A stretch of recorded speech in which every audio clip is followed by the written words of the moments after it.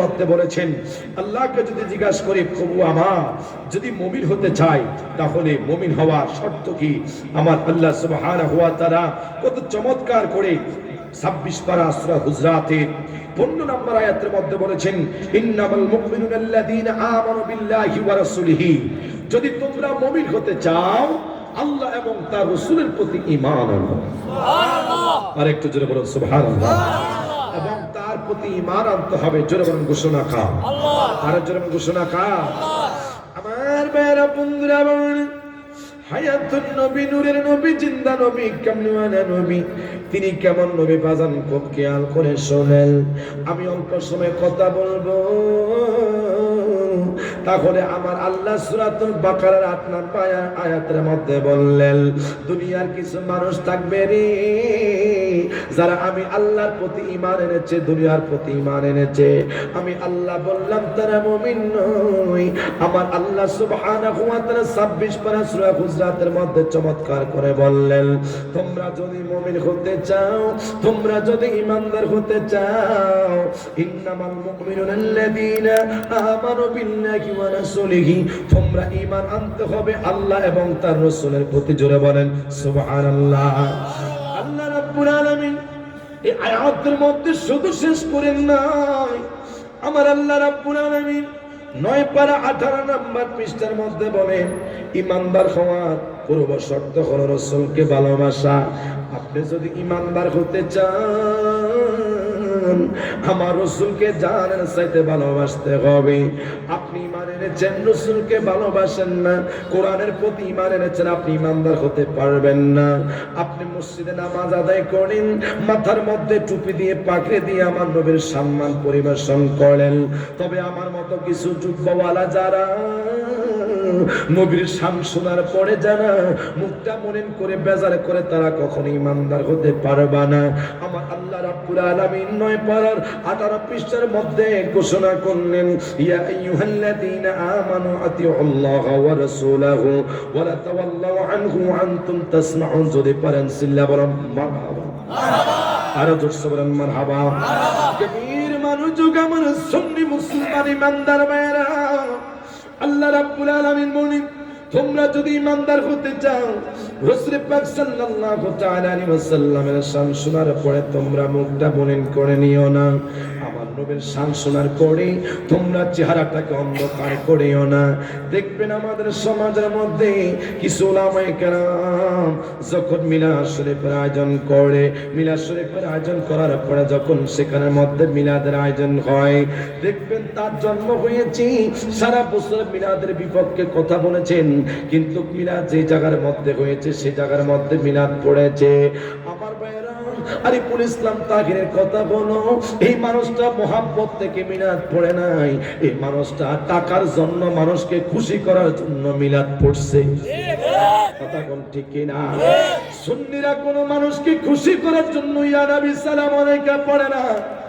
সুন্নিরা এমন সুন্নি জন্ম থেকে আমরা রাসূলকে ভালোবাসি, আমার নূরের নবী, জিন্দা নবী, কামলিওয়ালা নবীকে আমরা হায়াতুল নবী, নূরের নবী মানি। কোনো বেজাল আছে নি? হ্যাঁ জোরে, কোনো বেজাল আছে? কোনো বেজাল নাই বাবাজিরা রে।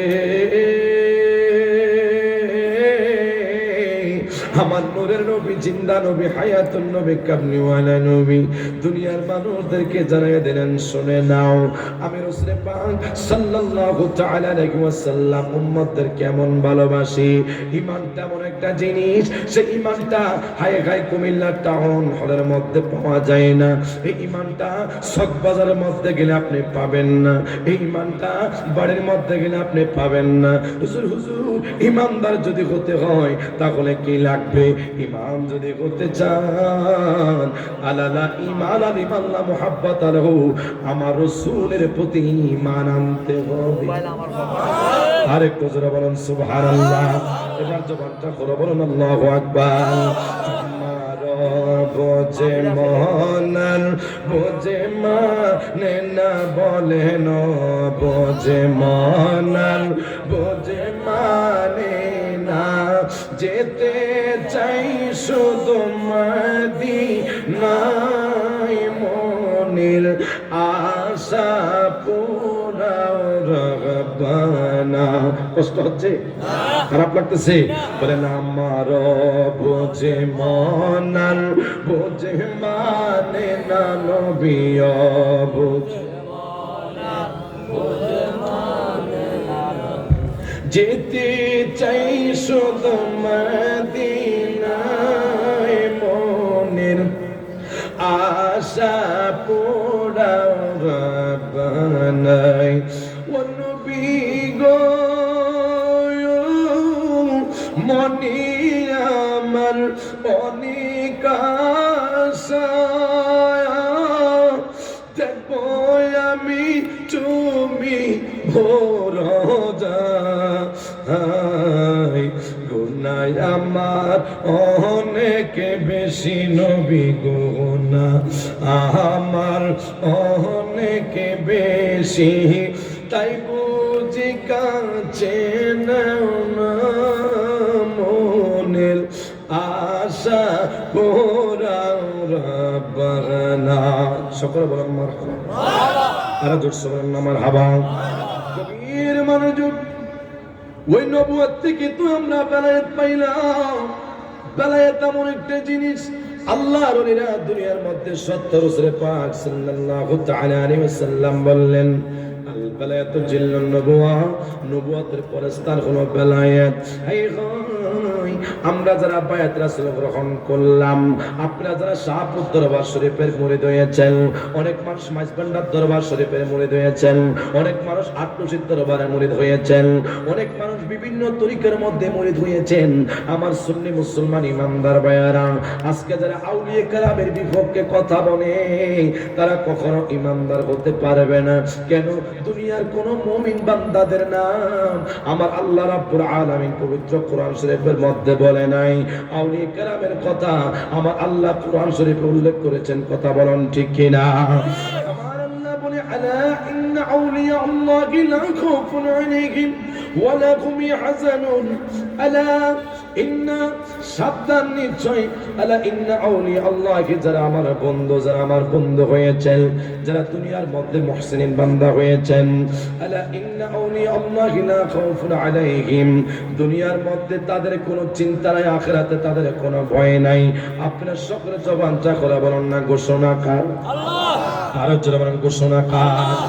আল্লাহর ওলিদের ভয় নাই, আল্লাহর ওলিদের কোনো চিন্তা নাই। আল্লাহর ওলিরা আপনি যখন দেখবেন রাস্তা দিয়ে কোনো মানুষ হাঁটে, হাঁটার সঙ্গে সঙ্গে যারা গভীর রাতে বাবা কিছু পাগল রাস্তা দিয়ে হাঁটে, মনে রাখবেন তারা কোনো সাধারণ মানুষ নয়। এই পাগলগুলা হলো আল্লাহর পাগল। কথা বলেন ঠিক কিনা? আমার আল্লাহ হাদিসে কুদসিতে বলেছেন মান আরাফা নাফসাহু ফাকাদ আরাফা রাব্বাহু, যে ব্যক্তি নিজকে চিনেছে তার মাওলাকে চিনেছে। আল্লাহর ওলি যারা হয়েছেন তারা রব্বুল আলামিনকে রাজি এবং খুশি করে তারা আল্লাহর ওলি হয়েছেন। তোরা বলেন সুবহানাল্লাহ। ওই ওলিদেরকে রাঙ্গা করে যারা দুনিয়ার মধ্যে কথা বলবি, আউলিয়া কেরামের যারা সুন্নিরা মাজার যখন জিয়ারত করি, আমার মতো কত টুপিওয়ালা তারা বলে সুন্নিরা নাকি মাজারের মধ্যে সিজদা করে, আমরা মাজারের মধ্যে বাজার আমরা সিজদা করি না। সুন্নিরা নাকি বেদাতি, সুন্নিরা কখনো বেদাতি হতে পারে না। আমরা নাকি মাজারের মধ্যে পূজা করি, সুন্নিরা কখনো মাজারের মধ্যে গিয়ে আমরা পূজা করি না। পূজা মণ্ডলের মধ্যে কে জিয়ারত করেছে, পূজা মণ্ডলের মধ্যে কে যেন তোমরা যারা উপভোগ করেছো, মানুষ এখন ইউটিউবের মধ্যে ফেসবুকে দেখেছেন, মানুষ এখন ফেসবুকের মধ্যে দেখেছেন যারা আহলে সুন্নাত ওয়াল জামাতের প্রেমিকরা রে, তারা কখনো পূজা মণ্ডল গিয়ে তারা কীর্তন গায় না। যদি আমরা আমাদেরকে তারা মাজার বুড়ায় বলেছে হায় হায় পূজা করতে হলে কীর্তন পরিবেশন করতে হয়, আজকে সমাজের মাধ্যম জানেছে সুন্নিরা কখনো মাজার পূজা করে না, সুন্নিরা আল্লাহর ওলির দরবারে যায় কোরআন শরীফ তেলাওয়াত করে। আরে কথা কম ঠিক কিনা? সুন্নিরা আল্লাহর ওলির দরবারে যায় তারা কোরআন শরীফ তেলাওয়াত করে। সুন্নিরা কোরআন শরীফ তেলাওয়াত করার পাশাপাশি 2 রাকাত নামাজ আদায় করি। সুন্নিরা মাজার শরীফে গিয়া রাসূল পাক সাল্লাল্লাহু তাআলা আলাইহি ওয়াসাল্লামের প্রতি দরুদ শরীফ পড়ে। কেন কেন কেন কেন? আল্লাহর ওলিদের দরবারে যায় যখন রিয়াজত করবেন, আমার আল্লাহ ফজর আল্লাহর ওলি হয়েছেন, 2টা জিনিস করতে হবে। 2টা জিনিস কি? আল্লাযীনা আমানু ওয়া কানু ইয়াত্তাকুন, জোরে বলেন মারহাবা। আল্লাযীনা আমানু ওয়া কানু ইয়াত্তাকুন, যারা আল্লাহর ওলি হয়েছেন, আল্লাহর ওলি হতে হতে 2টা জিনিস লাগবে। একটা হলো ঈমানদার, আর একটা হলো তাকওয়া। ঈমান ছাড়া আল্লাহর ওলি হওয়া যায় না, তাকওয়া ছাড়া আল্লাহর ওলি হওয়া যায় না। আমার ভাইয়েরা, শাহপুর দরবার শরীফের ডক্টর আহমদ পেয়ারা বাগদাদি আল কাদির হায় হায় কত বড় আল্লাহর ওলি ছিলেন। হুজুর ওযু করতে করতে করতে করতে হায় হায়াতের মধ্যে মেস পড়ে যাইত। ভক্তরা জিজ্ঞাসা করতেন, হুজুর কেন আপনি এতবার ওযু করলেন? ডক্টর আহমদ পেয়ারা বাগদাদি আল কাদির রাহমাতুল্লাহ আলাইহি ডাক দিয়া কয়, বাবা শুনে নাও, শুনে নাও, আমি এতবার ওযু করি কেন? ফাকসিল উযুহাকুম, ফাকসিল উযুহাকুম, ইবাদতের পূর্ব শর্ত হলো ওযু। যার ওযুটা শুদ্ধ হবে না, আল্লাহ পাকের দরবারে তার আমল কখনো কবুল হবে না। তাহলে বাবা, হায় হায় কত আল্লাহর ওলিদের কারামত। ডক্টর আহমদ পেয়ারা বাগদাদি আল কাদের ডাক দিয়া বলে, আমি ওযু করলাম, একবার করলাম, 2বার করলাম, আমার মনে হয় আমার ওযুটা শুদ্ধ হয় নাই। আল্লাহর ওলি যতবার ওযু করে, বাগদাদি বাবা ডাক দিয়া কয়, ইবাদতের পূর্বে যদি তোমরা ওযু করো, তোমাদের চেহারাটা নূরে নূরান্বিত হইয়া যাবে। সুবহানাল্লাহ। আর একটু জোরে বলুন সুবহানাল্লাহ। এখন তো দুনিয়ার মানুষ, কত মহিলারা স্কিন শাইন ব্যবহার করে, ঠিক না বলেন না? আমার দেশের কত নারীরা চেহারার মধ্যে স্কিন শাইন, ফেস পাউডার, আলতা মালতা, লিপস্টিক ইত্যাদি ইত্যাদি, এগুলোর নাম বললে আমার মুখ ব্যথা হয়ে যাবে, ঠিক না বলেন না? আবার দেখবেন যারা কসমেটিক দোকানে যারা ব্যবসা করে, তারা এগুলোর নাম ভালো জানে। আপনারা যারা আছেন, আজকে কত যুবক সেলুনের মধ্যে গিয়ে ফেসিয়াল করে। মনে রাখবেন, প্রত্যেকটি ইবাদতের আগে ঠিকমতো যদি ওযুটা রাখতে পারেন, ফাকসিল উযুহাকুম, আপনার চেহারাটা নূরে নূরান্বিত হয়ে যাবে। সুবহানাল্লাহ, সুবহানাল্লাহ বলেন না? আমরা মানুষ, আল্লাহ পাক এত সুন্দর দুনিয়ার মধ্যে আমাদেরকে দিয়েছেন, আমাদেরকে পাঠিয়েছেন একমাত্র আল্লাহ পাকের গোলামি করার জন্য। কথা কোন ঠিক না? আর জোরে বলুন না ঠিক না? আমার ভাইয়ারা, সুন্নি মুসলমান ইমানদার ভাইয়ারা, এই আল্লাহ রাব্বুল আলামিন বলেছে, ফাবি আইয়ি আলাই রাব্বিকুমা তুকাযিবান, আমি খোদার কোন কোন নিয়ামতকে তোমরা অস্বীকার করবা? তোমরা আমি খোদার কোন কোন নিয়ামতকে অস্বীকার করবা? আজকে বাবার জন্য মা নিয়ামত, মার জন্য সন্তান অনেক বড় নিয়ামত। চোখ, আমি আরিফুল ইসলাম তাহিরের জন্য অনেক বড় নিয়ামত। যার চোখ নাই, আহা হতভম্ব, সে বুঝে আমার জন্য একটা নিয়ামত না, আমার জন্য কিয়ামত। তাই এত সুন্দর দুনিয়া যে 2 নয়নে দেখতে পারে না, তার জন্য এটা কিয়ামত, ঠিক না? আমার জন্য হাত নিয়ামত, আমার জন্য চোখ কি নিয়ামত? নিয়ামত তো জুলুম। আমার জন্য চোখ কি নিয়ামত? হাত কি নিয়ামত? সবাই বলুন, হাত কি নিয়ামত? চোখ কি নিয়ামত? পা কি নিয়ামত? জবান কি নিয়ামত? দেহ কি নিয়ামত? খাওয়া কি নিয়ামত? সালা কি নিয়ামত? ফিরা কি নিয়ামত? ইত্যাদিতে সব কিছু আল্লাহ পাকের নিয়ামত। ঠিক কথা বলেন, ঠিক না? আরে জোরে বলুন, ঠিক না? এই জন্য আপনারা যারা আছেন, 5 ওয়াক্ত নামাজের পাশাপাশি যদি আমরা ওযুটা সঠিকভাবে বানাইতে পারি, আমাদের চেহারাটা নূরে নূরান্বিত হয়ে যাবে। কথা বলো না, ঠিক না? তাহলে আল্লাযীনা আমানু ওয়া কানু ইয়াত্তাকুন, আল্লাহর ওলি যারা হয়েছেন, তাদের কাছে ঈমান আছে, তাদের কাছে ঈমান মজবুত আছে, তাদের কাছে তাকওয়া আছে। তাহলে হুজুরের তাকওয়া কি? প্রত্যেকটি মানুষ যারা মসজিদের মধ্যে নামাজ আদায় করে করে, ইমাম সাহেব যখন বয়ান করে যে আপনারা বেগানা নারীর দিকে কখনো তাকাবেন না। মানুষের নফস হলো দেহের মধ্যে 3টা নফস, নফসে আম্মারা, নফসে মুতমাইন্না, নফসে লাওয়ামা। সুবহানাল্লাহ বলেন। এই মানুষের মানব দেহের মধ্যে 3টা নফস। শুনেন, আল্লাহর ওলি হতে হলে এই মানব দেহের 3টা জিনিসকে যেই ব্যক্তি কন্ট্রোল করতে পারবে, সেই ব্যক্তি আল্লাহর ওলি হয়ে যাবে। সুবহানাল্লাহ। আর জোরে কোন সুবহানাল্লাহ। আমাকে বলছে আল্লাহর ওলি হওয়ার কি কি শর্ত? নফসে আম্মারা, নফসে মুতমাইন্না, নফসে লাওয়ামা। সম্মানিত হাজিরিন, 3টা নফসের সর্বশ্রেষ্ঠ নফস হলো নফসে আম্মারা। সুবহানাল্লাহ বলেন।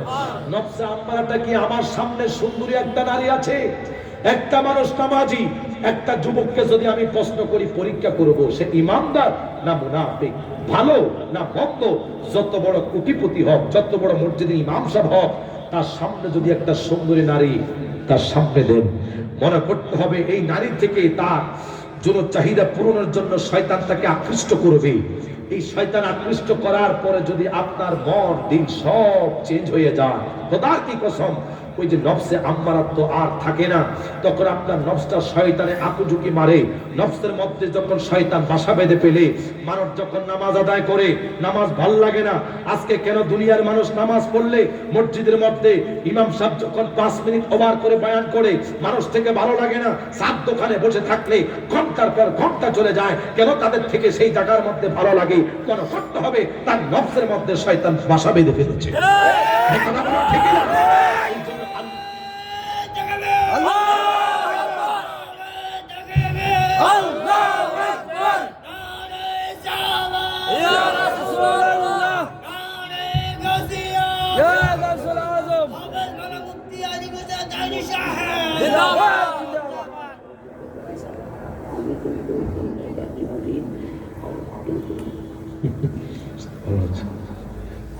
মারহাবা বলেন, আরে জোর বলেন মারহাবা। আল্লাহর ওলিদের সাহেবজাদা আওলাদ ওলি আসছেন, মারহাবা বলেন না। আজকে তো আবার ফেসবুকে দেখেছি গাজীপুরের দরবার শরীফের খাদেম, কি নাম আছে, কি নাম, মাসুকুন নবীর একজন ইন্তেকাল করেছে। আমরা দোয়া করি, আমি প্রায় সময় কুমিল্লা মাহফিলে আসলে খাদেম সাহেবের সাথে দেখা করতাম, মুনাজাত দিতেন, আল্লাহ তাকে জান্নাতের আলা দান করুন, আমিন, জোরে বলুন আল্লাহুম্মা আমিন। কেন ভাই, আমরা দোয়া করব আমাদের সুন্নি ভাই, ঠিক না বলেন না? দেখছেন তারা সারা বছর আল্লাহর ওলিদের গোলামি করেছে। আল্লাহু আকবার বলেন। ওয়াজ কি চলবে? মারহাবা বলেন। তাহলে নফস হলো কয়টা? তিনটা। সকলে বলেন না, তিনটা। নফস কয়টা? তিনটা। মসজিদের মধ্যে বসলে ভালো লাগে না, চার দোকানে আড্ডা দিতে ভালো লাগে, কেন? ওই যে আপনার অন্তরের মধ্যে, নফসিয়াতের মধ্যে শয়তান বাধা ফেলেছে। এই জন্য সুন্দরী নারী দেখে উকি ঝুঁকি মেরেছেন, আপনার মনটা চেঞ্জ হয়ে গেল। আর এটার থেকে যদি বাঁচতে পারেন, সে হলো আল্লাহর ওলি। আরেকটু জোরে বলুন সুবহানাল্লাহ। এই তিনটা নফসকে আপনি সর্বদা কন্ট্রোল করবেন, খোদার কি কসম, আপনি আল্লাহর ওলি হওয়া সম্ভব। ওলি হতে হলে দুইটা জিনিস লাগবে, আর ওলি তিন প্রকার। কয় প্রকার? তিন প্রকার। কেউ আমল করে, আমল সলেহা করে আল্লাহর ওলি হয়। আবার কিছু কিছু মানুষ আছে মারজাত ওলি, যাদেরকে বলা হয় আল্লাহর ওলি যারা হয়েছেন, বাইজিদ বুস্তামি রহমাতুল্লাহি আলাইহি রিয়াজত করে নয়, মায়ের খেদমত করে তিনি আল্লাহর ওলি হয়েছেন। সুবহানাল্লাহ, একটু সুবহানাল্লাহ জোরে বলুন না। মায়ের খেদমত করে যিনি আল্লাহর ওলি হয়েছেন, আপনার ঘরে তো মা আছে, আরিফুল ইসলাম তাহিরি ঘরে তো মা আছে, আমরা সেই মা বাবার খেদমত করে আল্লাহর ওলি হতে চাই কি চাই না? এই জোরে বলুন, চাই কি চাই না? তাহলে সম্মানিত হাজিরিন, আমরা আল্লাহর ওলি হতে হলে এই কাজগুলো আমল সলেহা করবেন। আর রাসূল বলেছেন, যারা তিনটা নফসকে কন্ট্রোল করেছে, আমি রাসূল ঘোষণা করলাম, জান্নাতি আরবাতুল ওয়া মিন ফাওকিহা ইয়াকুনুল আরশু, এই জান্নাতটা হলো আরশের নিচে, আর আরশের নিচে জান্নাতের উপরে হলো আরশ।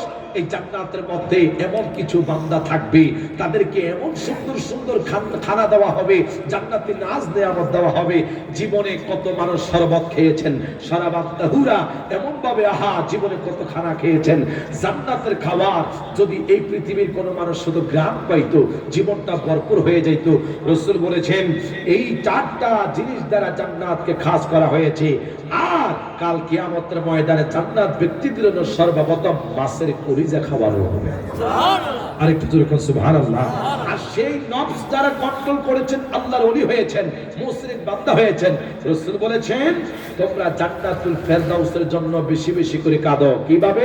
ফাইজা সাআলতুমুল্লাহ জান্নাতুল ফেরদাউস, জান্নাতুল ফেরদাউস, জান্নাতুল ফেরদাউস হলো এক নাম্বার জান্নাত, যেই জান্নাতের মধ্যে মুসলিম বান্দা, প্রেমিক বান্দারা থাকবে। আর একটু জোরে বলুন না সুবহানাল্লাহ। তাহলে আমরা নবীর সাথে জান্নাতে থাকতে চাই কি চাই না? যে আমার পূর্বে মুফতি নুরুজ্জামান হুজুর আলোচনা করেছেন, যে সাহাবীদেরকে বলেছেন কিয়ামত কখন হবে। আমার রাসূলুল্লাহ বলছেন যে কিয়ামতের জন্য তুমি কি প্রস্তুতি করেছো? রাসূল বলেছেন, আহাবাতু মুত্তাফাকুন আলাইহি, আমি রাসূল যে জান্নাতে থাকবে, তোমরা সেই জান্নাতে থাকবো। জোরে বলুন না সুবহানাল্লাহ। তাহলে আল্লাহর ওলি দোয়া করলে যে জীবন পরিবর্তন হয় সেটা আমাদের বিশ্বাস আছে না নাই? জোরে বলুন আছে না নাই? একজন পাগল ওলি এবং বেলালের সাথে কি প্রেম ছিল, ভালোবাসা ছিল, জোরে বলুন না আল্লাহু আকবার। আমার ভাইয়েরা, বন্ধুরা, বাবারা, হায়াতুল নবী, নূরের নবী, জিন্দা নবী, কামলিওয়ালা নবী, ওই নবীর মুহাব্বত কেমন ভালোবাসা আমাদের। হযরত বেলাল নবীর সামনে দাঁড়িয়ে আছি, আমার নূরের নবী, জিন্দা নবী, কামলিওয়ালা নবী, নূরের নবীর সামনে বেলাল দাঁড়িয়ে আছে। হঠাৎ করে জিবরাইল আলাইহিস সালাম বেলালের সামনে আসিয়া কয়, আসসালামু আলাইকুম ইয়া বেলাল। মারহাবা কর, আসসালামু আলাইকুম ইয়া বেলাল। জিবরাইল ডাক দিয়া কয়, বেলাল, আল্লাহ পাক রব্বুল আলামিন তুমি বেলালকে আমার আল্লাহ সালাম দিয়েছে। সুবহানাল্লাহ। বেলাল ডাক দিয়া কয়, দুনিয়ার মানুষ, ও দুনিয়ার মানুষ, দুনিয়ার মানুষে শুনে নাও, আল্লাহ রাব্বুল আলামিন আমি বেলালকে অনেক সালাম দিয়েছি, অনেক মুহাব্বত করেছে। জিবরাইল ডাক দিয়া কয়, বেলাল, আমার রব্বুল আলামিন বলেছে তোমাকে 7 দিন মধ্যে, তোমার 7 দিন হায়াত বাকি আছে। এই 7 দিন পরে তুমি দুনিয়ার অন্ধকার কবরে চলে যাইতে হবে। এই 7 দিনের ভিতরে তোমাকে বিবাহ করতে হবে। তোমার প্রেমের অভাব নাই, তোমার ভালোবাসার অভাব নাই, নামাজ রোজার অভাব নাই, তোমার দান সদকার অভাব নাই, কিন্তু তোমাকে বিবাহ করার হুকুম আমার আল্লাহ বলেছেন। হযরত বেলাল ডাক দিয়ে কয়, ইয়া রাসূলুল্লাহ, ইয়া হাবিবাল্লাহ, নবী গো, আল্লাহ রাব্বুল আলামিন জিবরাইলের মাধ্যমে আমি বেলালকে সালাম দিয়েছে। আমি বেলালের দুনিয়ার মধ্যে মা নাই, বাবা নাই, আমার কেউ নাই।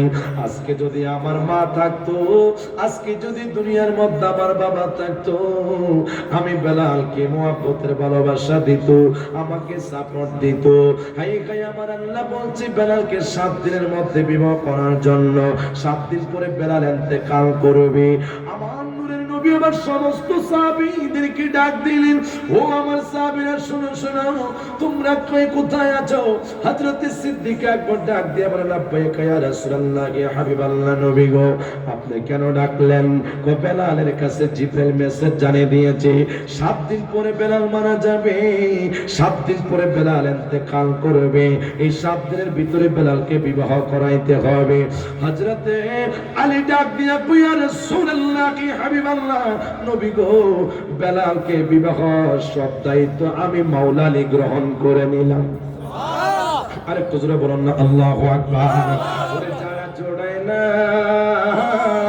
ওরে যারা জোড়ায় না রে, ভিতরে লাই গাছে নবীর প্রেমের আগুনেরই জ্বালা জোড়ায় না, ওরে জ্বালা জোড়ায় না রে, ভিতরে লাই গাছে নবীর প্রেমের আগুনেরই জ্বালা জোড়ায় না, ওরে জ্বালা জোড়ায় না রে। সকল বলেন মারহাবা। আমরা যদি শান বলি, অনেক মানুষ করে গিয়ে বলে গান গায়। আরে এটা নবীর প্রেম ছাড়া ভাই জ্বালাটা অনেক মানুষ বুঝে না। কথা কোন ঠিকই না? আমার ভাইরা, বন্ধুরা, বাবা, হযরত বেলাল ডাক দিয়া কই, ইয়া রাসূলুল্লাহ, নবী গো, 7 দিন পরে কি আমি বেলালের ইন্তেকাল হবে কি ইয়া রাসূলুল্লাহ? যেহেতু আল্লাহ পাক বলেছেন 7 দিন পরে ইন্তেকাল করবা। হযরত আলী এবার বেলালের জন্য সুন্দর মেয়ে খোঁজার জন্য গেলেন। বাবা, আই হাই, যাইতে যাইতে মদিনার অলিতে গলিতে খোঁজা শুরু করলো। এবার সমস্ত সাহাবায়ে কেরামদের জিজ্ঞাসা করলো, ও পারের সাহাবীরা, তোমাদের ঘরের মধ্যে কি সুন্দর কোনো কন্যা সন্তান আসেনি? একটা সাহাবী ডাক দিয়া কয়, মাওলা আলী, তুমি কেন আসছো? বেলালকে বিবাহ করব, আল্লাহ পাক হুকুম দিয়েছেন, সুন্দর একটা মেয়ে যদি পাইতাম বেলালকে সুন্দর উপহার দিতাম। যেই মাত্র সাহাবী শুনলেন বেলাল 7 দিন পরে ইন্তেকাল করবে, এক একটা সাহাবায়ে কেরাম রাজি হয় না। আলী চোখের পানি ছেড়ে দিলেন, কেঁদে দিলেন, ডাক দিয়ে কই, ইয়া রাসূলুল্লাহ, ইয়া হাবিবাল্লাহ, ওগো মায়ের নবী, নূরের নবী, জিন্দা নবী, কামলিওয়ালা নবী, আমি মদিনার অলিতে গলিতে গেলাম, এক একটা সাহাবী যখন বেলালের কথা শুনে প্রত্যেকটি সাহাবী মন থেকে ভালোবাসে রাজি হয়।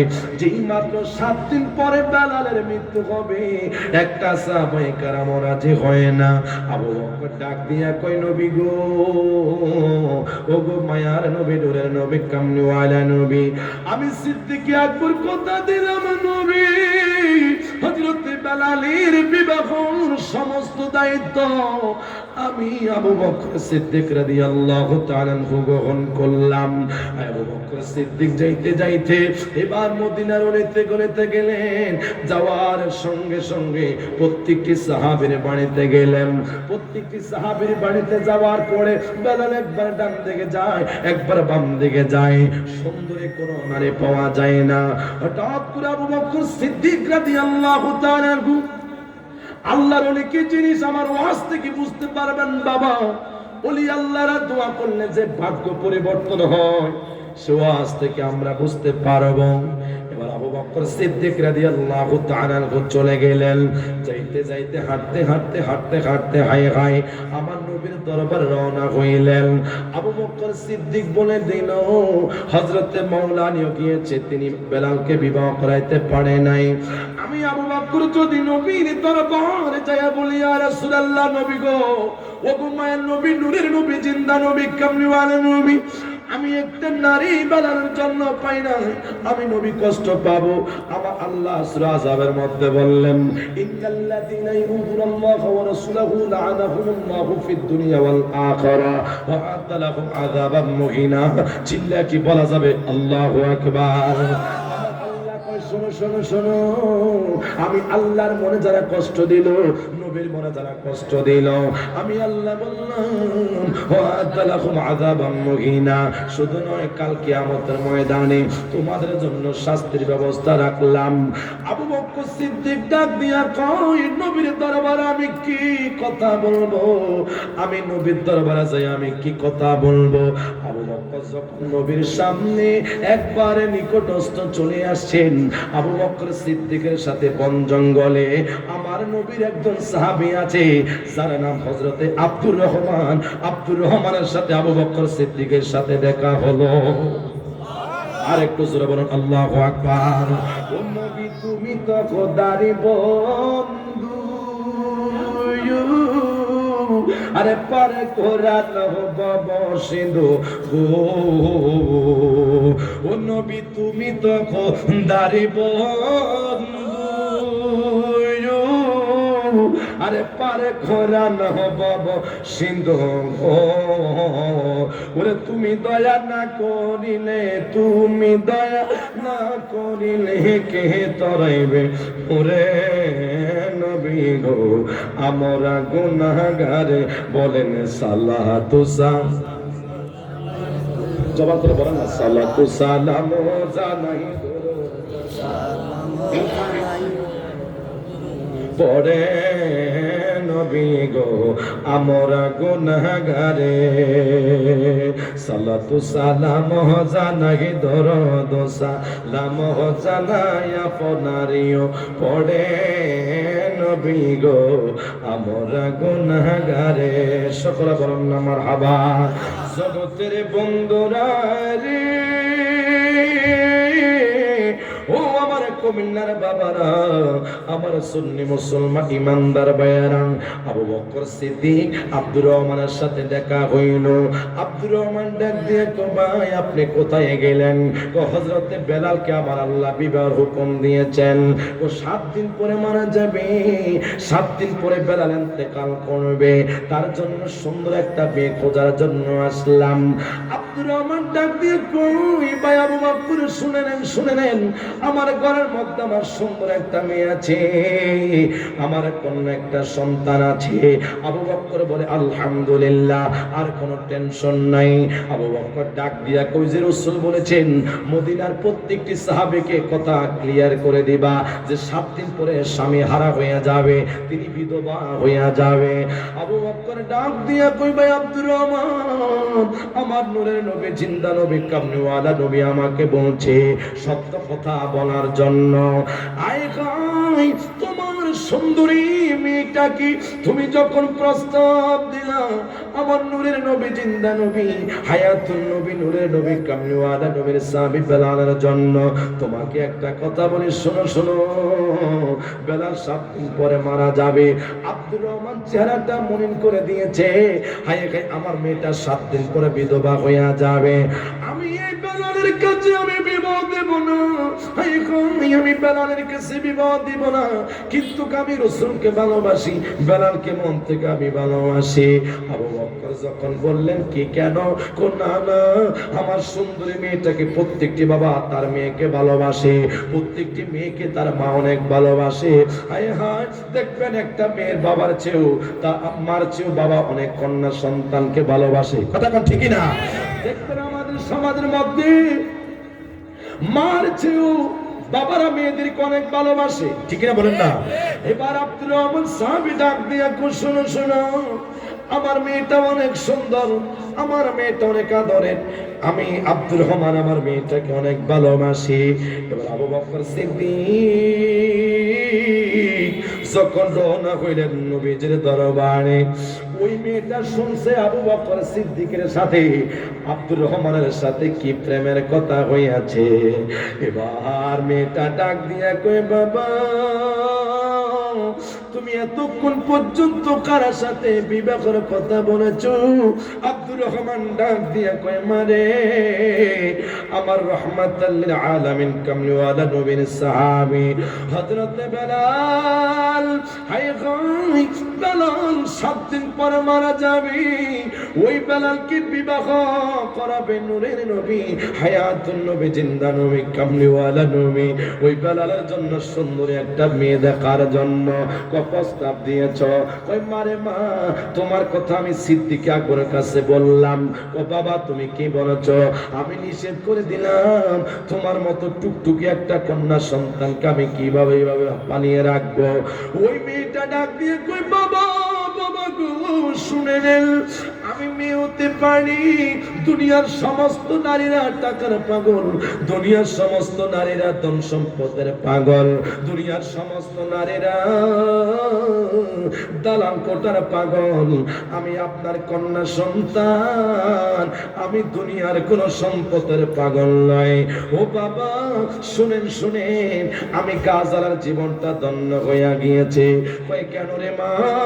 হযরত বেলালের আযান যখন দিত মদিনার অলিতে গলিতে, হযরত বেলাল যখন মসজিদে নববীর মধ্যে আযান দেয়, আমার নূরের নবী, জিন্দা নবী, হায়াতুন নবী, কামলিওয়ালা নবী যখন মসজিদে নববীর মধ্যে থাকতো না, আমার রাসূল যেই দিন মসজিদ নববীর থেকে বিদায় হয়ে গিয়েছে, হযরত বেলাল যখন আযান দিত, আযানের সঙ্গে সমস্ত মানুষ মনে করেছে আমার নবী মরে নাই রে,